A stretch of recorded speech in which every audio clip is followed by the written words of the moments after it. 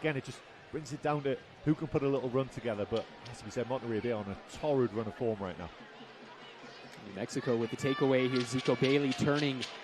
He looks to chip at Etta. Zico Bailey, are you serious?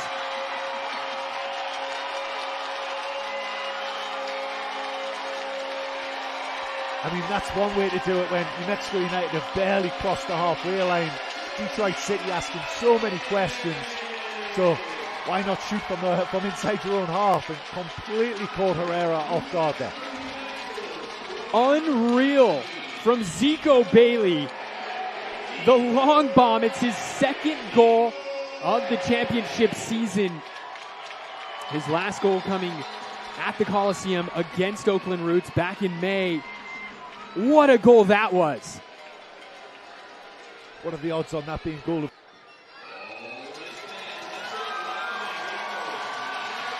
Harris, cross goes in, Herrera ricochets, Gloster with the left foot, and New Mexico go up 2-0, 20 minutes in. Scoring the second goal during the magic minute as well. The crowd had just rose to their feet. Ball breaks down the right-hand side, a vicious cross in. I think it was Harris. Herrera deals with the first cross, but he punches it back out right around the penalty spot. Not a great area to push it back out in. Gloster, first time with his left peg, just picks his spot, rifles it in the top corner. And for Chris Gloster, it's his second goal of the USL Championship season. Another corner kick here for New Mexico, and it's headed in! It's Greg Hurst! It's his 5th goal of the season! New Mexico make it 3-0. I'm going to say, I bet Greg Hurst said finally when that ball went in there. Great ball in by Deon Harris. Another assist for that man. On fire right now. And Greg Hurst has been stuck on 4 goals. It feels like forever. Top of the scoring charts for New Mexico United. Finally adds the 5th. And for Greg Hurst, it's his first goal since August 9th at Tulsa. And it could not have come at a better time. 3-0 with 20 minutes to go. You can see there was two defenders on him as well, and he still manages to get...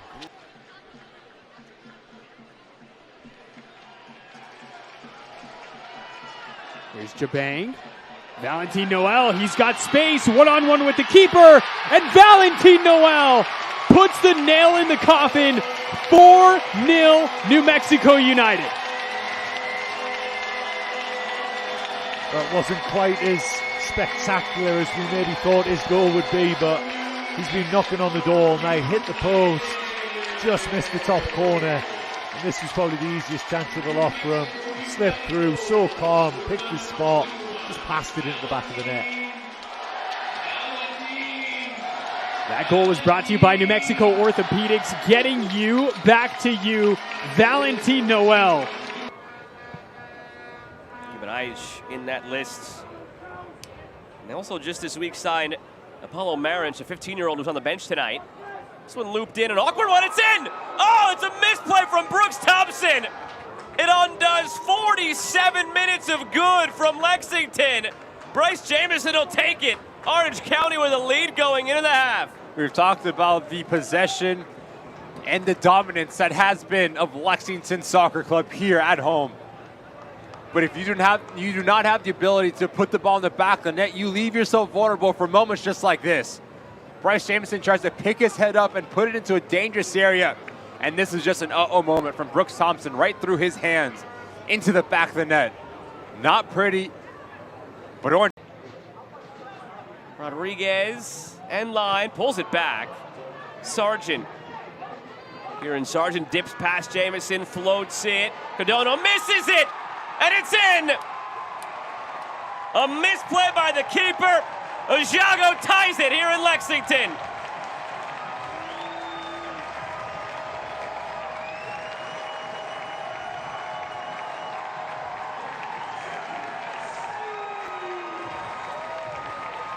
This is when Forster Ajago is at his best.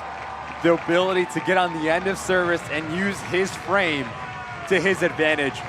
But this is all about his timing of the leap. Notice how he keeps his highs on the ball, backtracks, put a little bit of a body in front of Guimaraes, and just meets the ball at the highest point and almost dunks on Corono. It's a great header.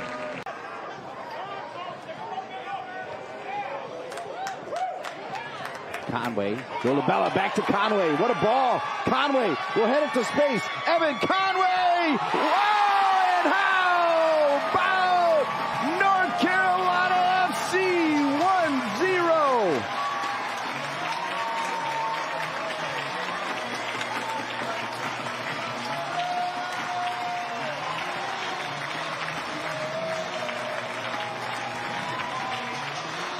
Just like that, Dean. I was admiring the header from Conor Donovan. The great link-up play between the two leading scorers for North Carolina, Conway and Dolabella. Heads it wide. You think he's maybe been forced too wide. But what a strike with that left foot from Evan Conway. Down low and hard across the goalkeeper. Waite gets his left foot to it, but can only steer it into the top. San Antonio just trying to capitalize on some counters. This one played in immediately. Mines was onside. They score! Ordóñez and company are on the board on an immediate jump start. It's 1-0 for Loudoun United.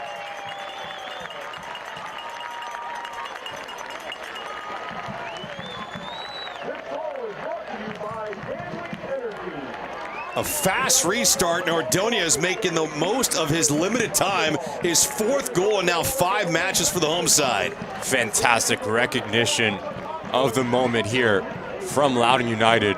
It starts when trying to play out. This ball goes out for a throw, and notice how quick Florian Velo runs over to this ball in a blink of an eye. Ben Mines is on the ball, and that's a fantastic. Hernández, good job just floating up in the air, and there's an equalizer.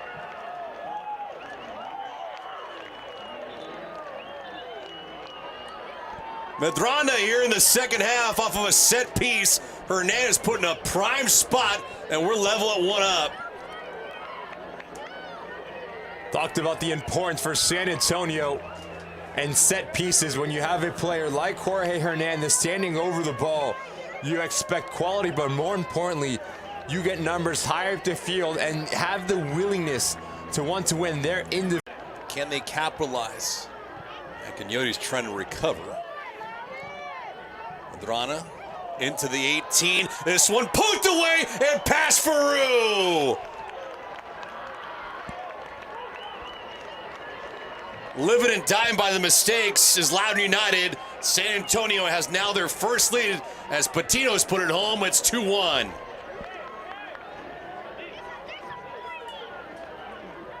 Experience coming out for the San Antonio side. Up a man, continuing to apply pressure and continuing to get numbers in around that 18-yard box.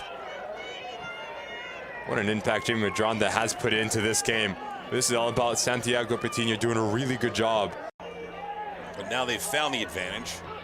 Can Loudoun United counter? Tingy out wide, the cross. Oh, and it finds the back of the net.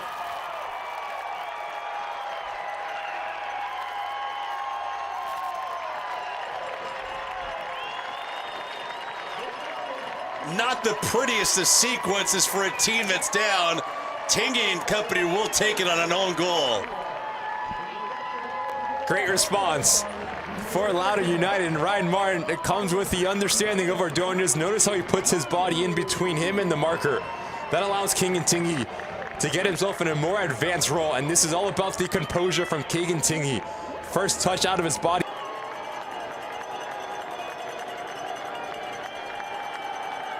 Hernández slow walks up, and he beats Faru with a pure stroke with the left foot and quiets the crowd.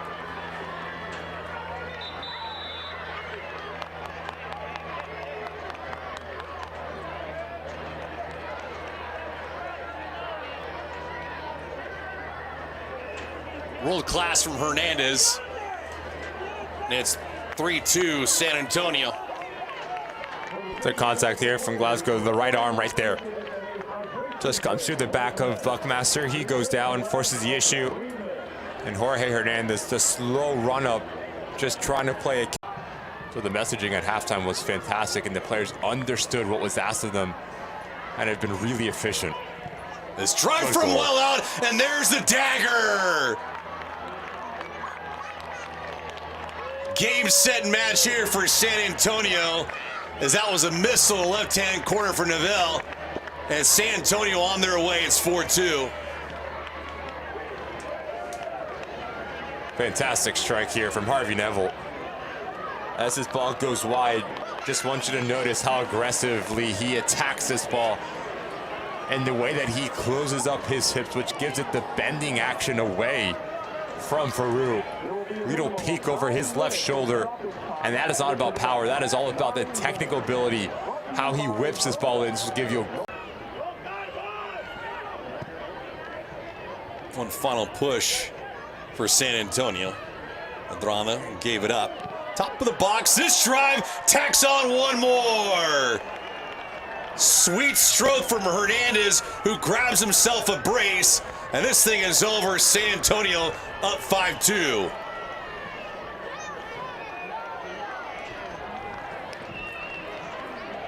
The subs that Carlos Jamison has elected to make has changed the complexity of this game.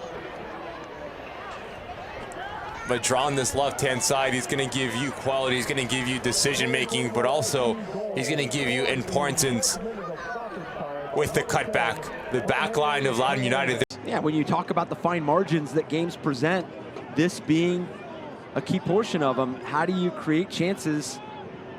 Trying something inventive here. Perez, it slides through. Lou City take the lead. Right on cue, it's a set piece that puts the visitors up top.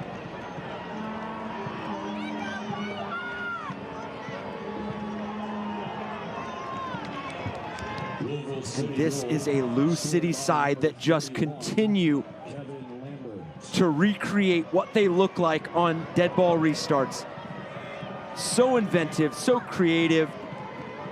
Their ability to, they have gotten the buy-in. They have been collective about how they go about it. And they won a lot of ball in behind. Going through is Perez. Adrien Perez may have just iced the game. It's 2 for Lou City. Continuing to make Highmark Stadium Louisville North.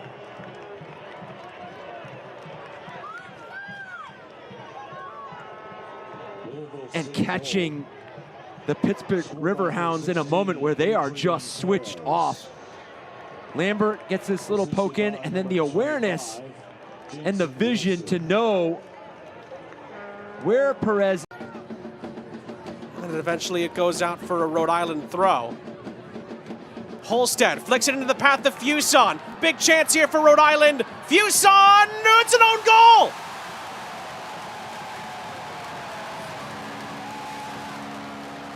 James Musa puts it into his own net. And Rhode Island finally get the ball over the line and take the lead in this pivotal match. That's a tough one for James Musa. There was a body behind him there for Rhode Island. He thought he had to do something to try and stop that cross, but give Fuson credit. Nice little flick on from Holstead. But have a look in the box. There's a white shirt just behind James Musa there who'd pulled out. That's Joe Brito. Musa didn't know where he was. He felt probably he had to try and make that touch, and instead puts it in the back of the net. Tampa Bay now attacking. Ooh. Oh, nice move. Oh. And score! The Rowdies light it up first. And the goal by Paul Moody. Tampa Bay in front 1-0. That was as delicate and as exquisite as any French pastry you'll ever have. And Paul Marie stepping in to that number 10 row behind the two forwards and making something hard look easy, Drew. Look at this. Body. for beIN Sports. He did for ESPN. He retired this week at 70 years old, and he had some of the greatest sayings. One Tejada. How about that goal? Heads it in on his former club and pulls it level at one apiece. Have to stop the service. You have to stop the cross. You can't afford your centre-backs and your goalkeeper to have to defend this. Too much time. Mahoney slips it inside, gets it back with a lovely flick, but now nobody closes down the cross. Picks out one Tejada, and the fox in the box shows up in our land yet again and tucks it away. Look at how he just caresses it in, just redirects it to the last post. That is control, that's balance.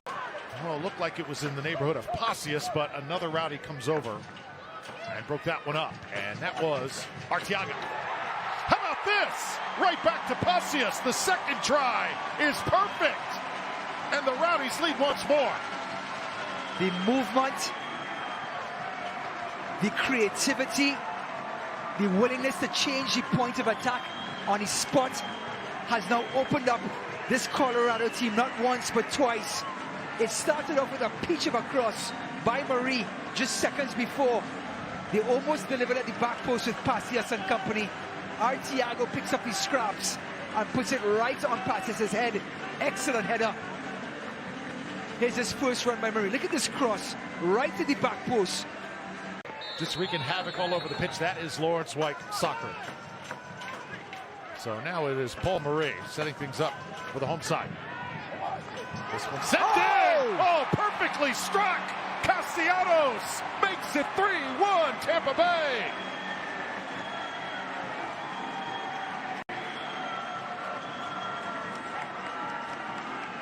These goals tonight have just been precious.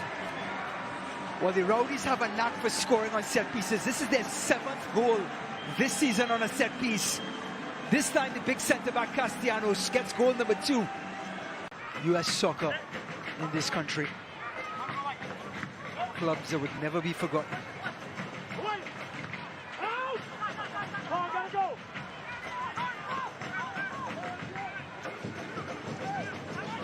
Slide one in. Tejada again wreaking havoc. Tejada with the shot, and he buries it. One Tejada with an early brace. And Colorado strikes right back. What a night 27 is having. One with the head, one with his feet. Not sure if it's a deflection, but Hamid went looking for the ball on his left side. And Juan Tejada, opportunistic, nursing this one goal lead because Colorado looks so hungry. Yeah, their pace right now is tremendous. Little flick there, and Hamid can't get to it. Goal number 3, and I believe Micheletto got a piece before it slid inside that far post. Level at 3. Well, 5 goals coming in. He was our player to watch for this broadcast. That's number 6, and this is how he gets it. He arrives late to the party, and then he starts making noise. Look at this, ball goes out wide, and the ball has to get in behind the back line. Behind the back line. Everybody's facing the old goal now. What about that flick? And Masciato just gets there first. The lovely, lovely flick. A little bit hesitant in where the next pass is. There's the run right there. But this is the threat they do pose. Dos Santos, far stick, Jennings down! And the Charleston Battery have done it again! Diamond's direct style, and it's 1-0 Battery.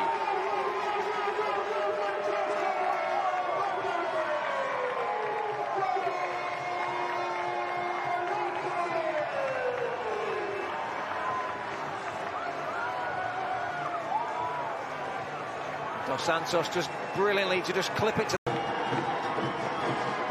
Stay with us at halftime. We will have a nice piece on the supporters group that Andrew Tate mentioned earlier for a chance to tie, and what a finish. So he's got a point now. 22, E.J. Johnson from the penalty spot, and it's 1-1. He took it well, didn't he? Just composed himself in a pressure moment. And a big, big moment for Oakland. They've hung in there. Some saves from Kendall McIntosh. That could be 2 or 3-0, but Johnson with the equaliser. Cool as you like. Struts on, especially Wilson Dean. He's a real goal scorer for them. Not had the same number of games as Cal Jennings or number of opportunities, but a real threat. Now we'll get a better look at him. MD Myers! 2-1 Charleston.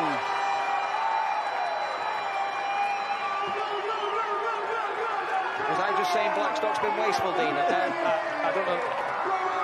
I think I got my lines mixed up. Surely I was talking about somebody else.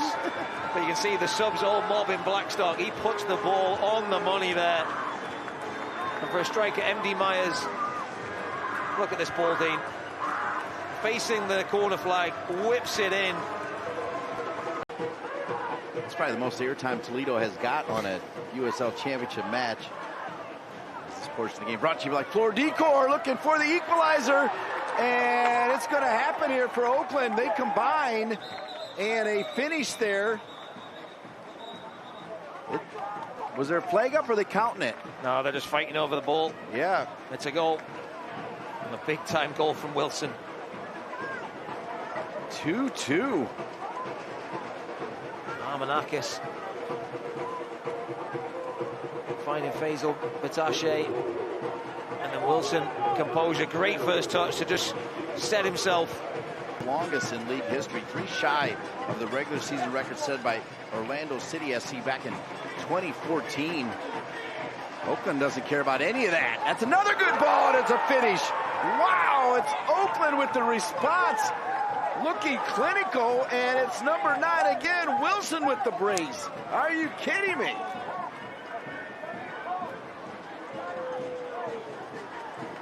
Look at Wilson. He's having the time of his life. Look at that smile. Who saw that coming, Dean? Great work from Wolfgang Prentice. He just rolls it right across the 6-yard box, and there's Wilson. The easiest finish he'll have in his career, just tapping it. He'll come in and make sure he's got a clean bill of discipline. Ball in, phenomenal turn. Oh, it's 3-3. A wonder goal right there. Absolutely hammered home by Ruben. We just talked about his World Cup qualifying duty, and it's 3-3.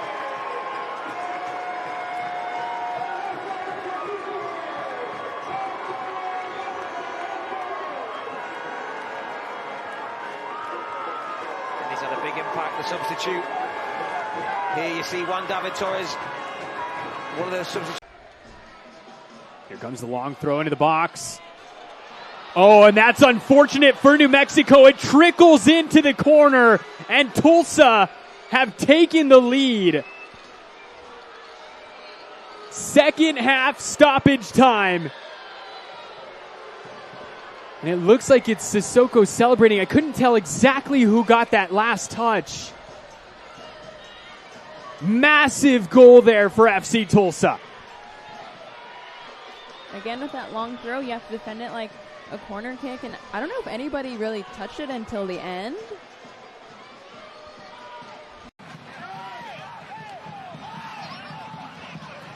Well, Adam, I got to say, these wide open games are fun, aren't they? Now Cicerone being tugged down. Rosso!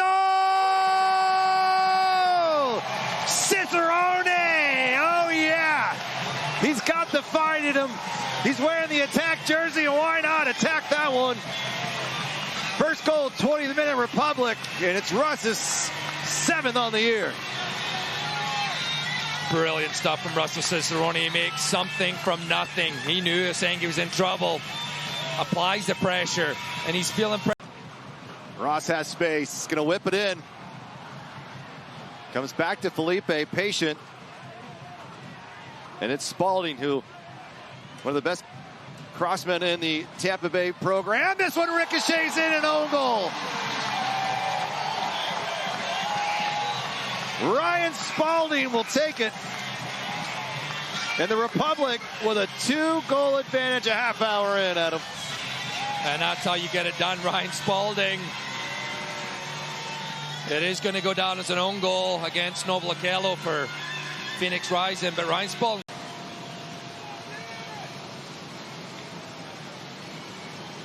About an hour in, the Phoenix Rising have found a way to try to get back into this game. Cabral, and it's through, and it's now 2-1 as Phoenix cuts the lead. And the fans don't like it. I would definitely say that was on the softer side, the penalty kick, but it was casual play from Sacramento. Danny Vitiello put himself in a little bit of bother. And Phoenix Chipped in, dangerous. Jack Gurr got to it again. Maybe a little bit out of his natural position, but he's held on so far. Cross ball, we are tied. Completely different look. Completely different game, and yet here we are 3 months later and then some, and the result looks to be the same. We are back to 2-2. Yeah, no pressure on the ball. Blake really doesn't get close enough, and yeah, he's onside. It looks like he's miles offside, but Michel Benitez at the back post looked to have kept him on, and it was Darius Johnson, I believe it was. I apologize. Hartford nods that forward. Obalola working off of Haji Berry. Panayiotou onto his left. Panayiotou, what a goal! Jack Panayiotou curls that inside the post, and Hartford Athletic has the lead. Strike a pose. My, oh my. This is a golazo. Look at Souahy. He even came all the way up to celebrate this one. You will not see balls struck better than this. And it's against the run of play a little bit. They catch him in this counter-attacking opportunity. Panayiotou, he's had 2 other chances in front of the net. I talked about how you need to get tighter to him. Look at this finish. He takes his touch inside. That is commitment to the bit, no doubt. Ingolina got it from Edwards. Rips it across and tapped in by Edwards.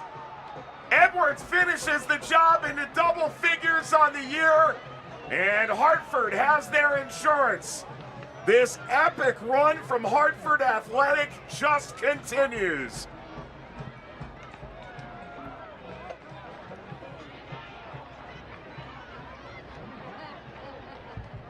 And it's the substitute Edwards coming in and making the difference in this one.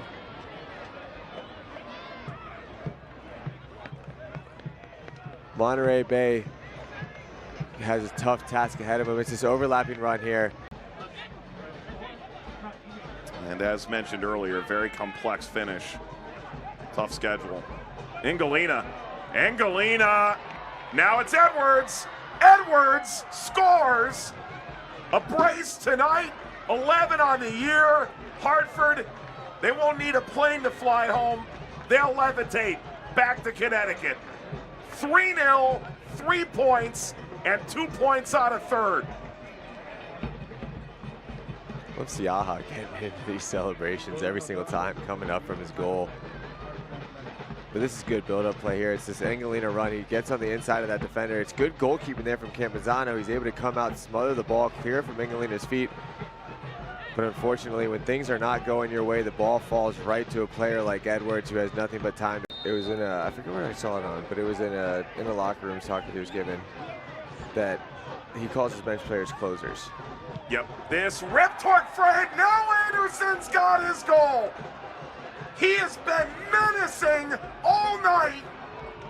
Oh, did he earn that? Hartford Athletic lead by 4. What an emphatic conclusion. Wow.